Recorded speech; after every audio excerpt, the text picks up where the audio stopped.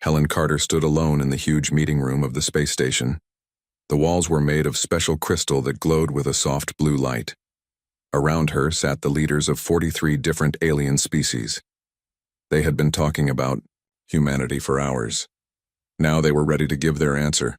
The room was so quiet that Helen could hear her own heartbeat. She had been Earth's ambassador to the Galactic Council for 5 years. In all that time, she had never seen the alien leaders look so serious. Their faces, tentacles, and strange eyes all stared at her with the same cold expression. Council Prime Zethka stood up slowly. He was tall like a giant insect with 4 arms and eyes that looked like broken glass. When he spoke, a machine changed his clicking sounds into words Helen could understand. "We have made our decision," Zethka said. His voice was flat and showed no emotion. "The human species cannot stay in the Galactic Council. You must leave our space." Helen felt like someone had hit her in the stomach. She had expected this, but hearing it still hurt. "Why?" she asked, trying to keep her voice steady. "Your people are too violent," said another council member. This one looked like a fish person in a water suit. "You fight too much. You do not follow our rules. You cause problems wherever you go." Helen wanted to argue, but she knew they would not listen. Last month, a human trader named Peter Walsh had gotten into a fight with an alien official. Peter had punched the alien during a business meeting. It was wrong, but it was just one person making one mistake. "That was one man," Helen said. "You cannot judge all humans because of what one person did." Zethka's glass eyes looked at her without feeling. "It is not just one person. Your species always chooses to fight instead of talk. Your spaceships go where they should not go. Your traders break our business rules. Your explorers take planets without asking." Each word made Helen feel worse. Everything the aliens said was true, but they did not understand why humans acted this way. What the aliens called fighting, humans called being strong. What they called breaking rules, humans called trying new things. "Your people think different from us," said another alien council member. This one had purple skin and 3 eyes. "We believe in working together and following the same rules. Humans believe in doing whatever they want. This makes you dangerous." Helen looked around the room at all the different aliens. Some looked like giant bugs. Others looked like walking plants. A few looked almost human, but with strange colors or extra body parts. They were all different from each other, but they all agreed on one thing. Humans did not belong with them. "What happens now?" Helen asked. "You have 1 year to leave," Zethka announced. "All humans must get out of our space. We will let you go safely to the outer edge of the galaxy. That is where species like yours belong." The outer edge of the galaxy was a dangerous place. It was full of wild planets, space pirates, and aliens who had also been kicked out of civilized space. It was like being sent to live in a desert after living in a beautiful city. "What if we say no?" Helen asked. Zethka's forearms moved in, what might have been a shrug. "Then we will force you to leave. We have seen your military ships. They are good for such a young species, but not good enough to fight all of us." Helen knew he was right. Humanity had only been traveling between stars for 50 years. The alien species in the Council had been doing it for thousands of years. In a real war, humans would lose badly. "I understand," Helen said, though her heart was breaking. "I will tell my people about your decision." As she turned to leave, one alien caught her attention. It had long tentacles instead of arms and looked sad. This was Kretal from the Vorthan Republic. His people had been one of only 6 species that voted to let humans stay. He gave her a small wave with one tentacle, which Helen hoped meant good luck. The trip back to Earth took 3 weeks. Helen spent the time thinking about what to tell the president and the human colonies. By the time she reached Earth, she had prepared herself for the difficult conversation ahead. President Lisa Morgan was a tough woman who had led Earth through many hard times. When Helen told her the news in the White House, the president's face showed no emotion for a long time. "Kicked out," the president finally said, "for being too human." "That is exactly right," Helen replied. "We have 11 months to get all humans out of council space. That includes everyone living on our colony planets and all our spaceships. How many people? The president asked. About 4 million people living on 12 different planets, Helen said. Plus all our space crews and soldiers. President Morgan walked to the window and looked outside at the garden. You know what makes me angry, Helen? They are probably right about us. We are violent. We do not like to follow other people's rules. When we see a problem, we do not sit around talking about it. We fix it. Is that really so bad? Helen asked. The president turned back to look at her. 43 alien species think so. But I have read enough history books to know something important. Sometimes the people who get kicked out of a group go on to build something better than what they left behind. The president walked back to her desk and pressed a button to call the military leaders. Get me Admiral Kate Phillips right now. It is time to bring our people home. Helen watched the president make the call and felt something strange. Instead of being sad about losing their place in the galaxy, she started to feel excited. Maybe being kicked out was not the end of humanity's story among the stars. Maybe it was just the beginning of a new and better chapter. The aliens thought humans were too dangerous to live with them. Soon, they might learn that humans were also too strong to be kept down by anyone. When humans got kicked out of something, they did not give up. They built something new and better than what they had lost. The president finished her call and looked at Helen with a small smile. You know what, Helen? Let them have their perfect, rule-following council. We are going to show the galaxy what humans can really do when nobody is telling us how to do it. Helen smiled back. For the first time since leaving the council meeting, she felt hope instead of sadness. Humanity was about to begin the greatest adventure in their history. They were going to build their own empire among the stars. 8 months later, the biggest moving operation in human history was almost finished. Admiral Kate Phillips stood on the bridge of her flagship, watching the last group of human ships leave council space. Behind them, alien patrol ships watched, from a distance like guards making sure prisoners did not escape. Captain Ryan Brooks commanded one of the largest ships in the convoy. His ship used to be a luxury cruise liner where rich people took vacations. Now it carried 3,000 colonists, and everything they needed to start a new life. The cargo holds were packed with farming equipment, factory machines, and precious items from human culture. Captain, we have company, said Lieutenant Amy Foster from her control station. Alien patrol ship ahead. It looks like one of those bird-like aliens. Ryan looked at the screen showing the alien ship. The Zephyrians were one of the species that had voted strongest to kick humans out. They said humans were too dangerous to be around other peaceful aliens. Are they talking to us? Ryan asked. No, sir. They are just watching us leave. This had happened many times during the long journey to the edge of the galaxy. Alien patrol ships would appear, watch the human convoy for a while, then disappear. They never attacked or tried to stop the humans. They just wanted to make sure the humans were really leaving. Let them watch, Ryan decided. Plot a course around them and tell all our ships to stay together. The human convoy was enormous. Hundreds of ships of all sizes moved together like a slow river of metal and lights. There were old military ships, cargo vessels, passenger liners, and even some alien ships that humans had bought over the years. Every ship was packed with people, supplies, and hope for a better future. 3 weeks later, the human fleet finally reached the outer rim of the galaxy. This was a place the Council aliens considered too wild and dangerous to live in. The stars here were young and violent. The planets were harsh and untamed. Most of the aliens living here were outcasts, criminals, or species too primitive for the Council to accept. Admiral Phillips had sent scout ships ahead to find a good place for humanity's new home. They found a star system with 6 planets orbiting a sun very much like Earth's sun. 2 of the planets were the right distance from the sun to support human life. The humans decided to call this system Haven. Governor Carl Wright had been in charge of one of humanity's biggest colonies before the exile. Now he was chosen to lead the new government on Haven Prime, the first planet they would try to make into a home. Haven Prime was not an easy world.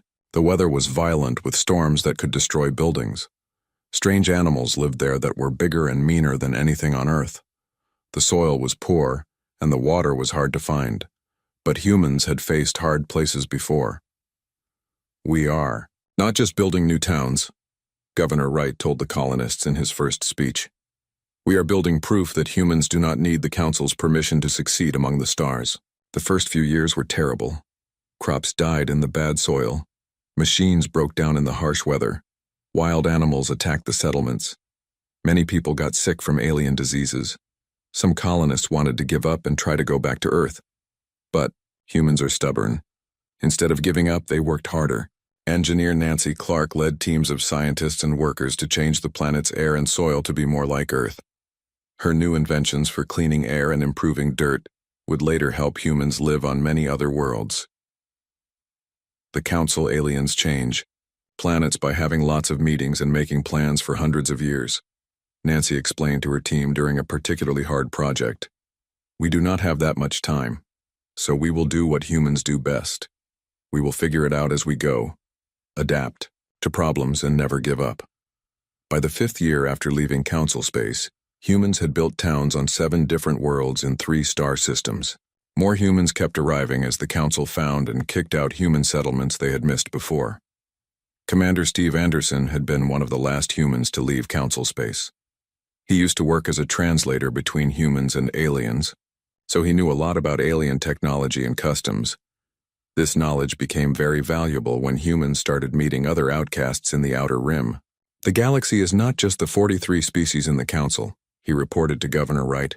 Out here in the Rim, there are dozens of other alien species. Some were never allowed to join the Council. Others were kicked out like us. There are also pirates, refugees, and independent colonies.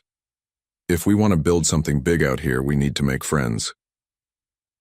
The first friendship came with a species called the Kithara. They looked like walking lizards and lived in family groups, instead of big governments. The Council had refused to let them join because their society was too different. Captain Linda Hayes was leading a patrol mission when she found a Kithara settlement under attack by space pirates. Without thinking twice, Linda ordered her small fleet to help the lizard people fight off the attackers. The battle was short but fierce. Human ships were faster and more flexible than the pirates expected. The humans fought like they were protecting their own families, not just helping strangers. When the fight was over, the grateful Kithara offered to become allies with humanity. The Kithara were master metalworkers and shipbuilders. They knew how to make materials stronger and lighter than anything humans had seen. In return, humans shared their farming techniques and medical knowledge. This is what the Council never understood about us, Governor Wright said as he signed the alliance agreement with the Kithara leaders. We do not see other species as enemies first. We see potential friends and partners. We only fight when someone threatens the people we care about. More alien species began to approach the growing human community. Word spread through the Outer Rim that humans were different from the cold, rule-obsessed Council aliens. Humans were willing to help others and form real friendships instead of just business relationships. The human settlements grew from small survival camps into real cities. Trade routes connected the human worlds. New technologies developed from combining human creativity with alien knowledge. Most importantly, the Outer Rim began to change from a lawless frontier into a place where different species could work together. Admiral Phillips watched this transformation from her headquarters on Haven Prime. 10 years ago, the Council told us we were too dangerous for civilized space, she reported to the growing human government. Now we are turning the most uncivilized part of the galaxy into something better than what the Council ever built. The exile that was supposed to be humanity's punishment was becoming their greatest opportunity. Free from Council rules and restrictions, humans were building something new and better than anything the galaxy had seen before. 10 years had passed since humans left Council space. Dr. Rachel Stone stood in her laboratory on Haven Prime, looking at a machine that would change everything.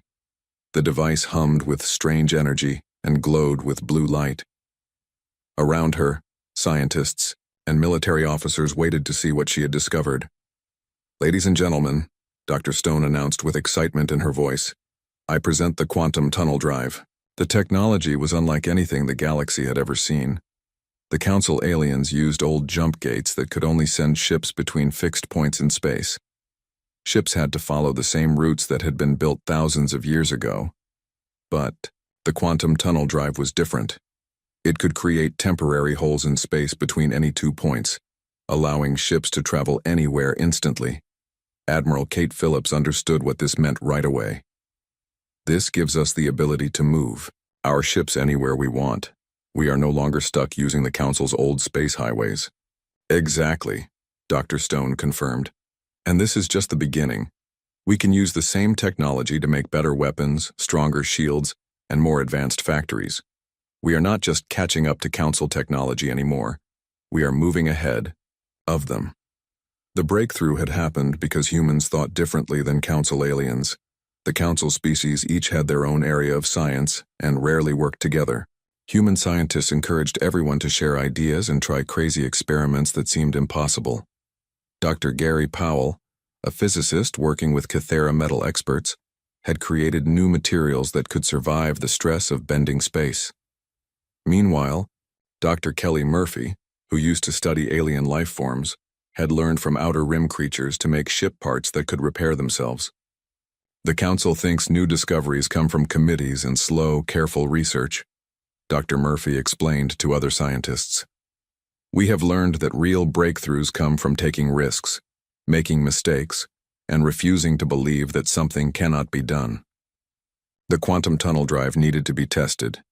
Captain Ben Parker volunteered to lead a dangerous rescue mission to a place called Broken Chain. This was an old prison planet where the Council had left thousands of prisoners when they stopped. Controlling the outer rim. Quantum tunnel starting, reported Lieutenant Karen Young from the navigation station. Space hole opening in 3, 2, 1. Traveling through a quantum tunnel felt strange and scary. Instead of the smooth feeling of normal space travel, tunnel travel felt like being squeezed through a tiny hole in reality itself. But it worked perfectly, bringing Parker's ships directly to the Broken Chain system without using any of the monitored space routes.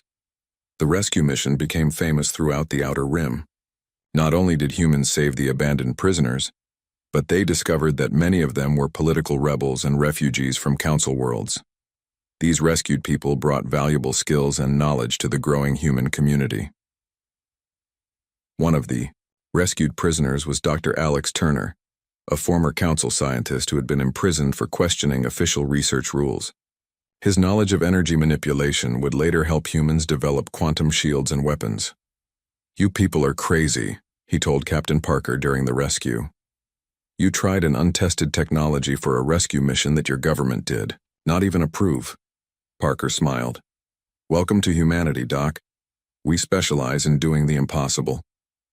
The success of the Broken Chain rescue showed the entire outer rim what humans could now do. Independent worlds that had been afraid to get too close to humans began asking for formal alliances. Space pirates found that their old hiding places were no longer safe from human pursuit. Most importantly, news of human achievements began reaching back to Council space. President Lisa Morgan, still leading the human government, received regular reports about how the Council was reacting to human progress. The reports painted a picture of growing worry among the alien species that had voted to kick humans out. "They are calling it the Outer Rim problem," reported Intelligence Director Chris Davis. "Apparently, our rapid growth and new technology is disrupting their carefully controlled galactic balance." "Good," President Morgan replied. "Maybe next time they will think twice before underestimating what a species can accomplish." The human community's growth was not just about technology. The population had grown to over 20 million as more exiles, refugees, and voluntary immigrants arrived from throughout the galaxy. Unlike the boring, identical Council worlds, human space became a mixing pot of different species and cultures, united by shared values of independence and working together. Commander Julie Scott, now head of Human Intelligence Services, had built a network of contacts throughout Council space. Her reports showed growing dissatisfaction among younger members of various species who saw the rigid Council structure as preventing progress. "We are not just building an alternative to the Council," she reported. "We are becoming an example of what galactic civilization could be if it embraced differences instead of fearing them." The quantum tunnel technology led to other breakthroughs. Human engineers working with alien partners developed new types of factories that could build things in space. They created communication systems that could send messages instantly across vast distances. They even began experimenting with weapons that could disable enemy ships without destroying them.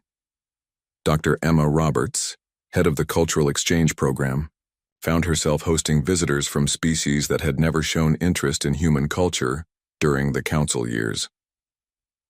"They are not just studying our machines," she reported to President Morgan. "They are trying to understand how we created a stable, multi-species civilization without the strict rules and endless meetings that define Council space." The answer was simple but revolutionary. Where the Council tried to make all species act the same through laws and regulations, humans celebrated differences and found ways to combine them to create something stronger. Captain Ian Foster, commanding the exploration ship New Frontier, had just returned from a survey mission that perfectly showed this principle. His crew included human navigators, Kythera engineers, alien communication specialists, and warrior species security personnel. Each species contributed their unique strengths to make the mission successful. "We found 3 planets suitable for life that the Council surveys had marked as unsuitable," he reported. The Council evaluations were based only on their member species' needs. "We found worlds that would be perfect for the heat-loving exiles, the crystal-based refugees, and at least 2 other non-Council species we work with." Human expansion was not conquest in the old sense. Instead of claiming territory for humans alone, they were creating space for any species willing to embrace human principles of cooperation and individual freedom. The contrast with Council expansion, which required lengthy admission processes and cultural change requirements, was obvious to everyone. By the 18th year of exile, the human coalition had become the strongest power in the Outer Rim and was beginning to compete economically with Council trade routes. Human merchants offered better prices, faster delivery, and more flexible contracts than their Council competitors. Trade Minister Ruth Green reported to President Morgan that human commerce was now worth nearly 30% of all galactic trade. "We are not just participating in the galactic economy," she reported. "We are changing it completely." The galaxy was about to learn that the species they had rejected for being too dangerous had become something far more threatening to the old order. Humans had become proof that their way was not the only way, and perhaps not even the best way. 15 years after their exile, humans had turned the Outer Rim into something the galaxy had never seen before. President Jack Romano stood on the observation deck of Liberty Station, humanity's new capital in space. He watched ships from dozens of different alien species dock at the massive space station that orbited Haven Prime. "Coalition Fleet Command to Liberty Station," came Admiral Susan Clark's voice over the radio. "The enemy task force has been defeated at the sanctuary system. No civilian casualties reported." The brief war had been humanity's biggest military test yet. A warlike species called the Targosian hegemony had tried to conquer one of the Coalition's refugee settlements. The human response had been swift and powerful, showing that the Coalition's military was now as strong as the major Council powers.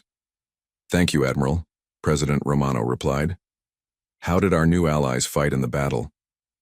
"Better than we hoped. Mr. President, the Kythera heavy cruisers destroyed the enemy armor easily. The Vorthon stealth ships did perfect scouting. Most importantly, the Draconi fighter pilots showed they have completely mastered our quantum tunnel tactics." The Draconi had been the Coalition's newest major ally. They were a proud warrior species that the Council had rejected because of their honor-based culture. They had approached humanity after seeing the Broken Chain rescue, looking for partners who understood that strength and kindness were not opposites. General Pat Williams, the Coalition's top military strategist, had worked closely with Draconi war leaders to create new battle tactics that combined human flexibility with alien strengths. The result was a military force unlike anything the galaxy had seen. "The Council's military assumes all enemies will use standard tactics and predictable strategies," General Williams explained to Coalition leaders. "They cannot adapt to an enemy that combines quantum tunnel mobility, Kythera engineering, Vorthon stealth technology, and Draconi warrior spirit with human tactical creativity." The Coalition's success had not gone unnoticed in Council space. Intelligence reports showed increasing debate among council members about the human question. Several species that had voted for exile were now wondering if they had made a strategic mistake. Ambassador Helen Carter, now serving as the coalition's foreign minister, received her first official message from council space in over a decade. The communication came from her old friend, Vorthan Ambassador Kretal. "The council is worried about coalition expansion," the message read. "Some members fear that humanity is building a rival power that threatens galactic stability. However, others note that coalition space has become more stable and prosperous than many council sectors. Unofficial questions are being asked about possible diplomatic contact." President Romano called his cabinet together to discuss what this meant. "Are they ready to talk to us as equals?" he asked. "Or do they want to find a way to bring us back under their control?" "Intelligence suggests both," replied Director Chris Davis, now heading the coalition's diplomatic intelligence. "The older, more established council species see us as a threat to be managed.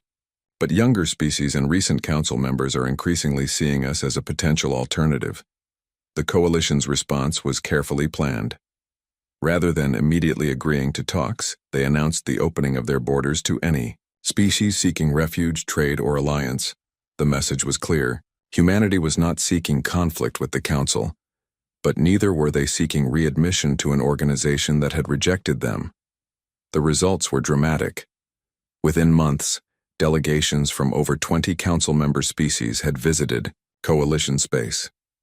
Many claimed to be there for trade negotiations, but they were actually evaluating the coalition's society and capabilities. Dr. Emma Roberts, now director of the Coalition Cultural Exchange Program, found herself hosting delegations from species that had never shown interest in human culture during the council years. "They are not just studying our technology," she reported to the president. "They are trying to understand how we created a stable, multi-species civilization without the rigid hierarchies and consensus requirements that define council space." The answer lay in humanity's fundamental approach to diversity. Where the council sought to minimize differences between species through standardization and regulation, the coalition celebrated those differences and found ways to combine them effectively. Captain Ian Foster, commanding the exploration vessel New Frontier, had just returned from a survey mission that perfectly illustrated this principle. His crew included human navigators, Cathara engineers, Vorthan communications specialists, and Draconi security personnel. Each species contributed their unique strengths to the mission. "We discovered 3 habitable worlds in the outer sectors that the council surveys had classified as unsuitable," he reported. "The council evaluations were based on their member species requirements. We found worlds that would be perfect for the heat-loving exiles, the crystal-based refugees, and at least 2 other non-council species we work with." The coalition's expansion was not conquest in the traditional sense. Instead of claiming territory for humanity alone, they were creating space for any species willing to embrace the coalition's principles of mutual cooperation and individual freedom. The contrast with council expansion, which typically involved lengthy admission processes and cultural assimilation requirements, was stark. Trade Minister Ruth Green reported to President Romano that coalition commerce was now valued at nearly 40% of total galactic trade volume. "We are not just participating in the galactic economy," she reported. "We are reshaping it completely." The coalition had also become a beacon for oppressed peoples throughout the galaxy. When the council refused to intervene in civil wars or help refugee crises, coalition fleets would appear to offer aid and sanctuary. This humanitarian approach won them allies even among council member populations. Captain Sandra Lee led one such mission to evacuate civilians from a brutal civil war on a council world. The local government had requested council intervention, but the council's bureaucratic processes meant help would not arrive for months. The coalition fleet arrived within days. "We cannot officially authorize this," the planetary governor told Captain Lee privately. "But my people are dying while the council debates proper procedures. If you can save them, I will not stop you." The evacuation saved over 100,000 civilians, including many who would later join the coalition as permanent citizens. The rescue was broadcast throughout council space, showing the difference between council bureaucracy and coalition action. Dr. Marcus Thompson, the coalition's chief economist, analyzed the growing economic shift. Council worlds are starting to prefer trading with us over their own member worlds, he reported. We offer better prices, faster service, and more innovation.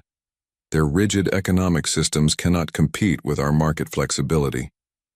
The coalition had grown from humanity's exile punishment into a galactic superpower. They controlled the most advanced technology, commanded the most effective military, and offered the most attractive society for independent-minded species throughout the galaxy. But perhaps most importantly, they had proven that the Council's way was not the only way. To achieve galactic civilization, the rigid conformity and slow bureaucracy that the Council claimed was necessary for peace had been replaced by voluntary cooperation and rapid innovation. As President Romano looked out at the bustling traffic around Liberty Station, he reflected on how far they had come. Ships from dozens of species worked together, traded freely, and defended each other as equals. The Outer Rim had transformed from a lawless frontier into the most dynamic and prosperous region of the galaxy. The species that had been cast out for being too human had built something more human than anyone had imagined possible. They had created a civilization that celebrated what made each species unique while uniting them in common cause. The Council was about to learn that their greatest mistake had been humanity's greatest opportunity. 20 years after humanity's exile, the Galactic Council faced the biggest crisis in their 1,000-year history. 3 member species had officially asked to leave the Council and join the human coalition.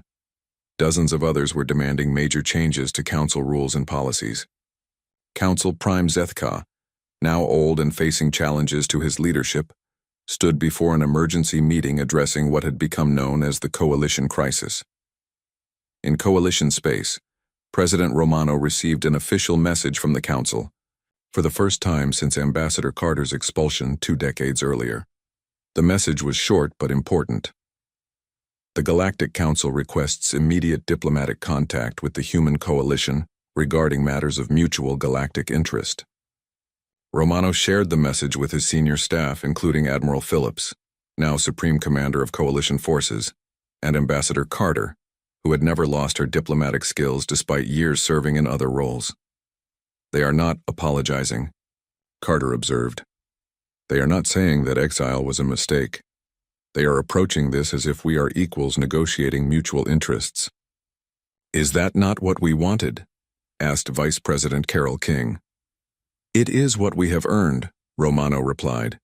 The question is what they are prepared to offer, and what they think they can demand in return. The coalition's response was measured, but firm. They agreed to diplomatic contact but said that any meetings would take place at neutral locations, not in council space.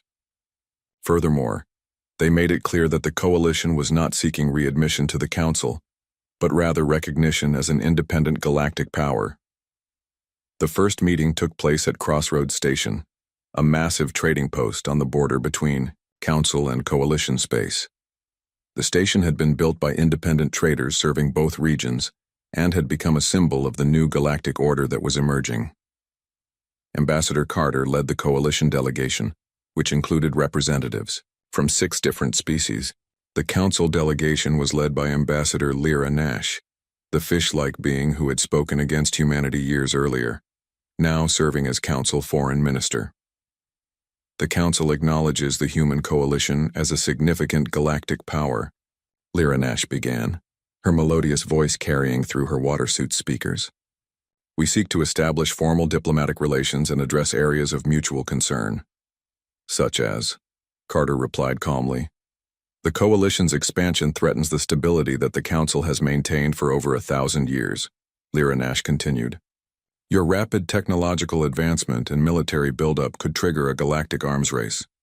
Your open immigration policies are draining talent from Council worlds. Carter allowed herself a slight smile. 20 years ago, you told us we were too aggressive and unpredictable for galactic civilization. Now you are complaining that we are too successful? The negotiations continued for weeks, with both sides testing for advantage while trying to avoid open conflict. The coalition's position was simple. They wanted recognition as an equal power, formal trade agreements, and an end to Council attempts to interfere with coalition expansion in non-Council space. The Council's position was more complex as they were trying to manage a situation that had grown far beyond their control. Internal intelligence provided by coalition sympathizers within Council space revealed that the Council was deeply divided on how to respond to the coalition challenge. Admiral Phillips, monitoring the situation from coalition headquarters, received regular updates on Council fleet movements. "They are not preparing for war," she reported to President Romano, "but they are clearly preparing for the possibility. 3 battle fleets have been moved to border systems." Romano's response showed how much humanity had changed during their exile. Instead of matching the Council's military posture, he ordered coalition fleets to continue their normal operations while making it clear that any aggression would be met with overwhelming force. "We are not going to start a war," he announced to the Coalition Council, the multi-species governing body that had evolved from humanity's original exile government. "But we are also not going to be intimidated by one." The breakthrough came from an unexpected source. The Younger Species Coalition, a group of recently admitted council members, issued a public statement supporting the human coalition's right to exist as an independent power.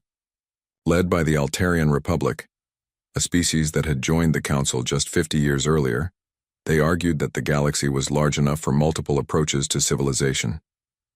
"The Council's 1,000-year peace has been built on conformity and control," read the Altarian statement. "The human coalition has proven that cooperation and diversity can also create stability and prosperity. Perhaps it is time for the Council to learn from their example rather than viewing them as a threat." The statement triggered a cascade of similar declarations from younger Council members, creating a political crisis that threatened to split the Council itself. Council Prime Zeth Ka found himself facing a choice between compromise with the coalition or potential civil war within the Council. Meanwhile, Captain Sarah Johnson of Coalition Intelligence reported a significant development from within Council space. 3 more Council species have formally requested information about joining the coalition, she informed President Romano. "The Council's unity is breaking down faster than their leadership can manage." The final agreement, signed at Crossroads, stationed 6 months after negotiations began, established the human coalition as a sovereign galactic power with full diplomatic recognition. Trade agreements were established, borders were formally recognized, and most importantly, a mutual non-aggression pact was signed. But the most significant provision was the Open Galaxy Clause, which established the principle that any species could choose their own path to civilization, whether through Council membership, coalition membership, or complete independence. Ambassador Carter, now in her 70s but still sharp, signed the agreement on behalf of humanity and their allies. As she applied her signature to the document that formally ended 20 years of exile, she reflected on how far they had come. "When I left the Council chamber 20 years ago," she said to the assembled delegates, "I told Prime Zeth Ka that humanity never responded well to being told what we could not do. Today, we have proven that rejection can become resurrection, and that the species you cast out can become the ones who change everything."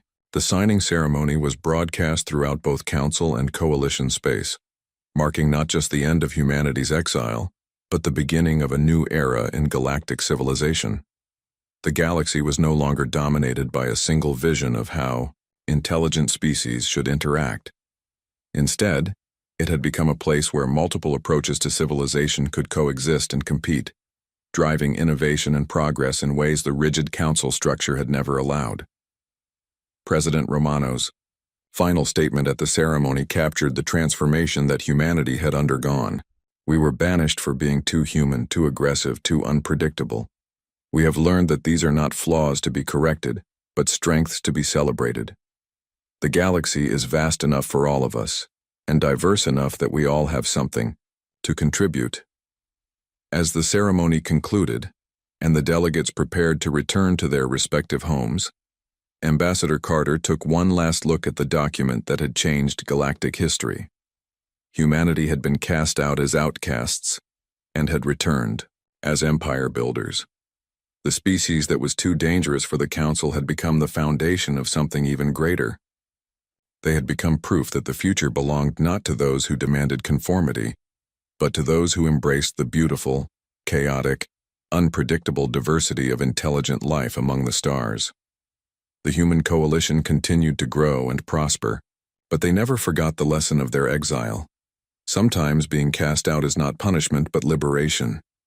And sometimes the greatest empires are built not by those who are welcomed everywhere, but by those who create a place where everyone is welcome.